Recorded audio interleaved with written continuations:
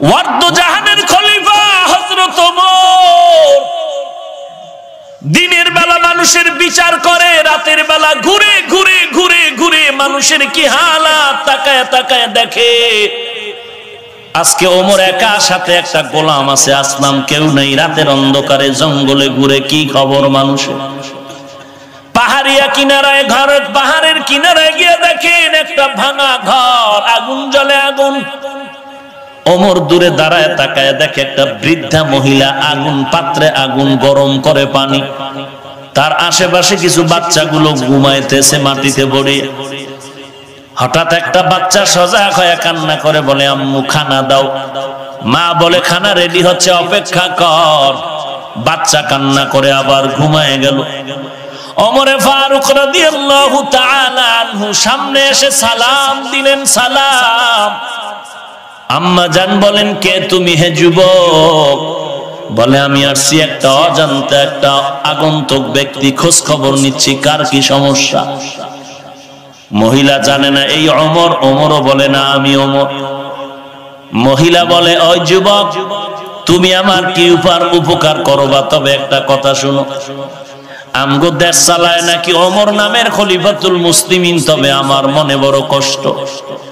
দুনিয়াতে পারলে তো পারলাম, না হয় কিয়ামতের ময়দানে ওমরের বিরুদ্ধে আমি আল্লাহর কাছে বিচার দায়ের করব। ওমর পরিচয়টা গোপন রাখিয়া কয়, মা কারণটা কি? বলে, ও যুবক, তুমি জানো না আজকে আমার ঘরের চুলা আগুন জ্বলে, খানা নাই। একদিন আর দুদিন না আমিও খানা পাই না। বাচ্চাগুলো না খেয়ে খেয়ে ধুকে ধুকে চামড়া পিঠের সাথে লেগে গেছে, মাটিতে পড়ে আছে। ওমর নিজের পরিচয় গোপন রেখে বলে, মা অপেক্ষা করেন, আমি একটু উপকার করতে পারি কিনা দেখি। হযরত ওমর গোলাম নিয়ে চলে গেলেন বাইতুল মাল, অর্থ মন্ত্রণালয়।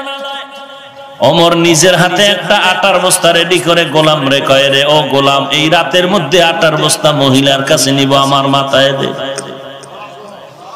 আসলাম ডেকে বলেন, খলিফাতুল মুসলিমিন, আপনাকে দেখলে শয়তান পালায়া যায়। আপনি অর্ধ জাহানের খলিফা, আটার বস্তা আপনি নিবেন না? না, আমি গোলামের মাথায় দেন।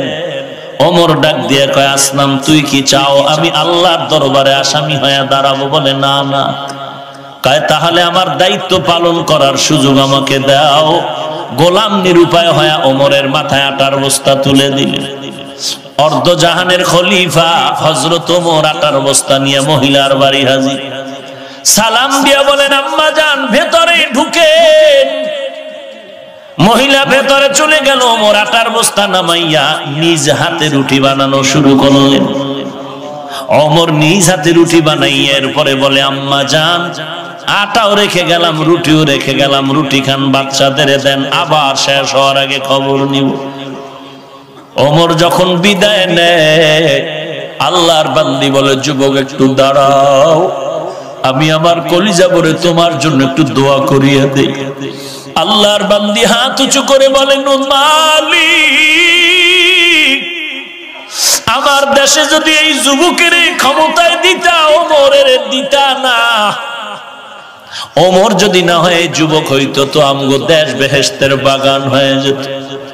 হযরত ওমর পরিচয়টা গোপন রেখে বিদায় নিয়ে চলে গেল। পরের দিন মসজিদে নববীর মধ্যে পরামর্শ ডাইকা ওমর ডাক দিলেন, যাও একজন বার্তাবাহক ওই এলাকার মহিলাকে বলো খলিফাতুল মুসলিমিনের দরবারে আসতে।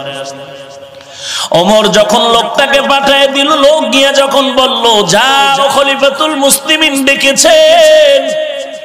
মহিলা বড় ভয়, গতকালকের ঘটনা বুঝি যুবক ওমরের কাছে বলিয়েই ফলাইছে, আমার আজ ফাঁসি হয়ে যাবে। মহিলা এমন কান্নার আওয়াজ, সন্তানদের থেকে এবার বিদায় নেয় আর বলে, মনের মতো মাকে দেখে নাও, আর জীবনে দেখা হবে না। আজ আমার খলিফাতুল মুসলিমিনের দরবারে হাজিরা হতে হবে, আমার বিচার হবে। কিন্তু এদিকে ওমরের কি হালাত! লম্বা একটা পাগড়ি হাতে নিয়ে ওমর দাঁড়িয়ে আছেন। উপস্থিত পরিষদের কেউ কিছু জানে না কি হালাত। মহিলা আস্তে আস্তে করে ওমরের দরবারে যখন আসিয়া তাকায় দেখল, আশ্চর্য, গতকাল রাতের সেই যুগ।